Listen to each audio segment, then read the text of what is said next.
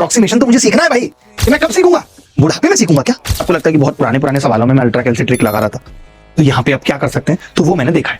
8,000 पर 3 साल 4 महीने के लिए 12% प्रति वर्ष की दर से चक्रवृद्धि ब्याज ज्ञात कीजिए जो वार्षिक रूप से संयोजित होता है। ये क्या है? इतना सा सवाल। देखिए 3 साल का मतलब क्या है भाई? पहले साल आपको 12% मिलेगा ही मिलेगा, दूसरे साल आपको 12% मिलेगा ही मिलेगा, तीसरे साल आपको 12% मिलेगा ही मिलेगा, और 4 महीने का मतलब हो गया 4%, क्योंकि 12% रेट है 12 महीने की। तो यहां से मुझे एक बात क्लियर कट समझ में आ रही है कि 12% का मतलब होता है 3/25। 3/25 मैं जैसे ही एक बार इसका 3/25 कर दूंगा भाई, और दोबारा जैसे ही 3/25 करूंगा और आगे फिर बढ़ूंगा, तो ये तय है कि जीरो खत्म होना शुरू हो जाएंगे लास्ट में। ब्याज में जीरो नहीं आएंगे, गारंटी है कि ब्याज में जीरो नहीं आएंगे। तो ये सब उत्तर नहीं हो सकते क्योंकि इनके ब्याज में जीरो है लास्ट में। तो सी आंसर आएगा।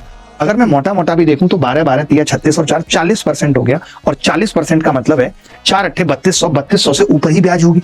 अब देखिए 3200 से ऊपर ब्याज होगी और जीरो लास्ट में नहीं आएंगे, तो भी हम ये ऑप्शन लगा सकते हैं। अच्छा, आपको ये बात समझ में आई मैं ये क्यों कह रहा हूं कि जीरो नहीं लगा सकते? मैं आपको वजह बताता हूं, आप समझेंगे। देखो मैं ये कह रहा हूं, अगर मैं पहले साल का ही ब्याज निकालता तो 12 8 96 960 आ जाता भाई।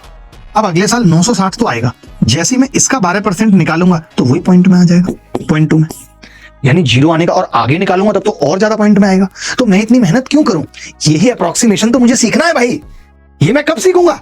बुढ़ापे में सीखूंगा क्या? इन माई बुढ़ापा? ये सब चीजें मैं बताता हूं आपको। ये सब चीजें अगर आप सीखोगे तो आपका सिलेक्शन हो पाएगा, अदरवाइज नहीं।